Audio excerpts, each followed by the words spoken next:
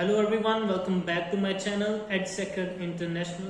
तो आज इस वीडियो में मैं आपसे बात करने जा रहा हूँ ऑस्ट्रेलिया के बारे में। ऑस्ट्रेलिया एक ऐसी कंट्री है जिसमें काम करने के लिए तकरीबन हर एक इंडियन का सपना होता है कि उसको ऑस्ट्रेलिया का वर्क वीज़ा मिल जाए, लेकिन उसकी एलिजिबिलिटी क्राइटेरिया स्ट्रिक्ट होने के कारण और लेंथी प्रोसेस होने के कारण ऑस्ट्रेलिया का वर्क वीज़ा मिलना बहुत ही डिफिकल्ट थिंग है इंडियन कैंडिडेट्स के लिए।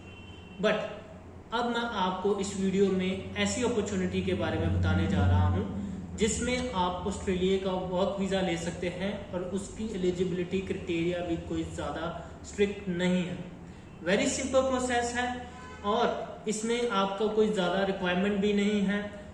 कुछ ही दिनों में आपका वीज़ा आ जाएगा।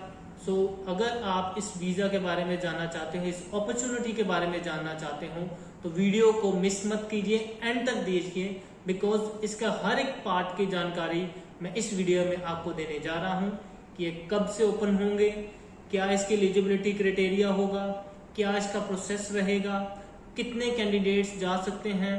तो इसके बारे में मैं इस वीडियो में आपको बताऊंगा। सो वीडियो में कोई भी पार्ट मिस ना करें, इसको एंड तक देखें। और अगर आप फ्यूचर में ऐसी इंपॉर्टेंट वीडियोस को मिस नहीं करना चाहते हैं तो मेरे चैनल को सब्सक्राइब कर दीजिए, बेल आइकन जरूर दबा दीजिए, सो दैट जब भी मैं वीडियो अपलोड करूं आपको नोटिफिकेशन मिल जाए। So without any further delay let's move into the video. But video में आगे बढ़ने से पहले, अगर आप किसी भी कंट्री का वीजा अप्लाई करना चाहते हो, चाहे वो ऑस्ट्रेलिया है, यूएस है, कनाडा है, यूके है, यूरोप है, आप वर्क पे जाना चाहते हो, स्टडी पे जाना चाहते हो, टूरिस्ट वीजा पे जाना चाहते हो, विजिटर वीजा पे जाना चाहते हो, तो आप हमारे दिए गए नंबर पे कांटेक्ट कर सकते हैं। बहुत सारे कैंडिडेट्स ऑलरेडी हमारे थ्रू अपनी ड्रीम कंट्री में सेटल हो चुके हैं। तो अगर आप भी उन कैंडिडेट जैसे अपनी ड्रीम कंट्री में सेटल होना चाहते हैं तो हमारे दिए गए नंबर पे कॉल करें या फिर व्हाट्सएप करें। So without any further delay let's move into the video.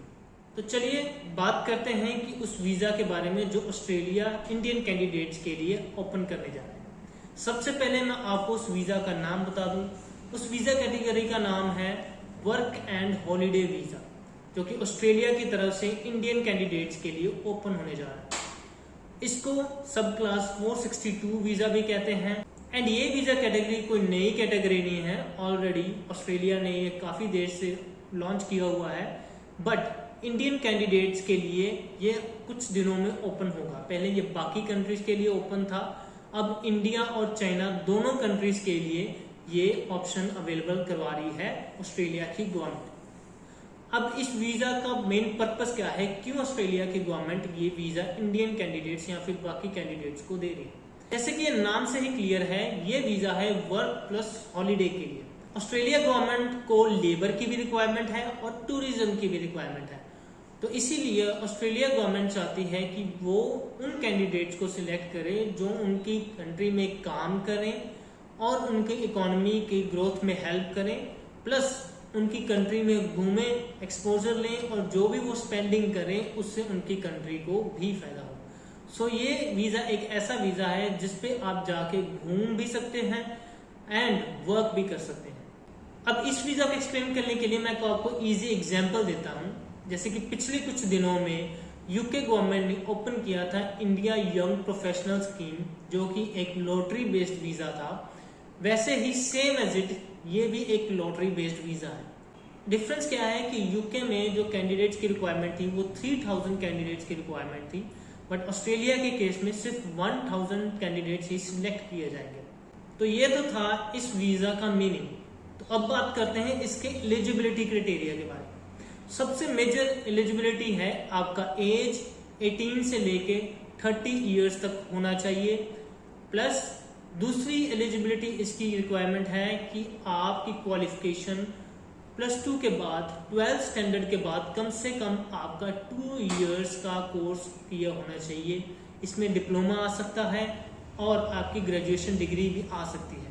इससे ऊपर आपने जितना भी स्टडी किया है आप इसके लिए एलिजिबल है, बट मिनिमम आपकी 2 ईयर का डिप्लोमा या फिर ग्रेजुएशन डिग्री होनी चाहिए आपको। अब से पहले, बिकॉज अभी तक इन्होंने डेट अनाउंस नहीं किया है कि इंडियन कैंडिडेट्स के लिए कब से ये स्टार्ट करेंगे, बट एक्सपेक्टेड है कि जल्दी स्टार्ट होगा। सो हो सकता है कि इंडियन कैंडिडेट्स के लिए कोई रिक्वायरमेंट थोड़ी बहुत चेंज भी हो, बट आज की डेट में जो बाकी कैंडिडेट्स, जो बाकी कंट्री के कैंडिडेट सिलेक्ट कर रहे हैं, उनके लिए एलिजिबिलिटी यही है। सो होपफुली यही एलिजिबिलिटी इंडियन कैंडिडेट्स के लिए भी हो। अब आपके माइंड में डाउट होगा कि क्या इसमें इंग्लिश का एग्जाम देने की भी रिक्वायरमेंट है। तो मैं आपको एक चीज क्लियर कर दूं, अगर आपकी क्वालिफिकेशन, मीडियम ऑफ इंस्ट्रक्शन जो इंग्लिश है, जो भी आपने रिसेंट स्टडी किया है, चाहे बैचलर्स डिग्री है या डिप्लोमा किया है और जो +2 किया है, उसमें मीडियम ऑफ इंस्ट्रक्शन आपका इंग्लिश में है, तो आपको कोई भी इंग्लिश का एग्जाम देने की जरूरत नहीं है। बट आपका अगर मीडियम ऑफ इंस्ट्रक्शन कुछ और है, हिंदी है या कोई आपका नेटिव लैंग्वेज है, तो उस केसेस में आपको IELTS का एग्जाम देना पड़ेगा। कम से कम आपके 4.5 बैंड्स होने चाहिए, या फिर आप PTE का एग्जाम भी दे सकते हैं और 4.5 बैंड्स के इक्विवेलेंट आपका स्कोर होना चाहिए PTE में। इसके अलावा और भी रिक्वायरमेंट्स हैं। एक रिक्वायरमेंट ये भी है कि आपके पास प्रूफ ऑफ फंड्स होना चाहिए। अगर आप वीजा अप्लाई करते हो, आपके पास इनफ पैसे होने चाहिए कि जब आप ऑस्ट्रेलिया में एंटर करो और वहां पे कुछ देर के लिए आप स्टे कर सको, चाहे आपको काम मिले या फिर ना मिले। तो वो ऑस्ट्रेलिया की गवर्नमेंट की तरफ से एक अमाउंट सिलेक्ट की गई है, एक डिसाइड की गई है, वो है $5,000। ये आपके अकाउंट में होने चाहिए, प्लस आपके पास टिकट के एक्सपेंसेस करने के फंड्स होने चाहिए आपके अकाउंट में। ये आपके सेविंग अकाउंट में भी हो सकते हैं, FD भी हो सकती है। इसके अलावा हो सकता है आपको अपना मेडिकल एग्जाम भी देना पड़े। सो अगर आपको कोई ऐसी प्रॉब्लम है जो कम्युनिकेबल डिसीज है, तो आप हो सकता है इस चीज के लिए एलिजिबल ना हो, इस वीजा के लिए एलिजिबल ना हो। एंड अपार्ट फ्रॉम इट हो सकता है कि आपको PCC भी प्रोवाइड करना पड़े वीजा लेने के लिए, जिसका मतलब है पुलिस क्लियरेंस सर्टिफिकेट। अब बहुत सारे लोगों के माइंड में एक क्वेश्चन होगा कि जो ऑलरेडी ऑस्ट्रेलिया से रिफ्यूज हैं, चाहे वो किसी भी वीजा से हैं, क्या वो भी इस वीजा के लिए एलिजिबल है?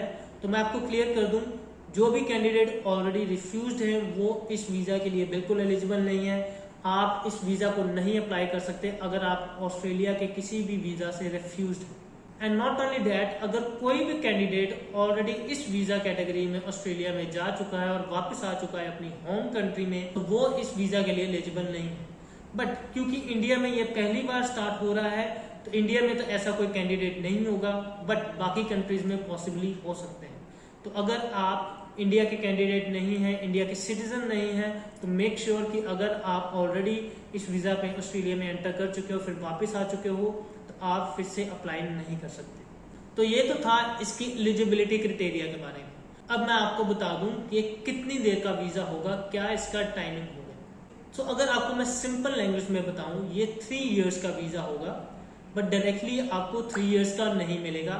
You will be getting 1+1+1 year visa. इसको एक्सप्लेन करके मैं आपको बताता हूं। तो जैसे कि यूके में एक लॉटरी निकलती थी, लॉटरी वीजा होता था, ये भी एक लॉटरी वीजा है। आपको बैलेट में अपनी एप्लीकेशन देनी है।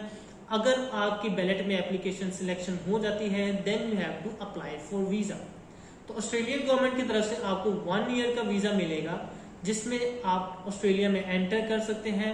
एंड मिनिमम वहां पे आपको 3 मंथ्स के लिए काम करना पड़ेगा, मिनिमम ये रिक्वायरमेंट है। अगर आप ये रिक्वायरमेंट पूरी करते हो, तो 1 साल के बाद आप उस वीजा को फिर से एक्सटेंड कर सकते हैं, 1 साल का और ले सकते हो। एंड सेकेंड ईयर में भी अगर आप मिनिमम 3 मंथ का आप वर्क करते हो वहां पे, तो आप 3rd ईयर में फिर से एक्सटेंड कर सकते हो।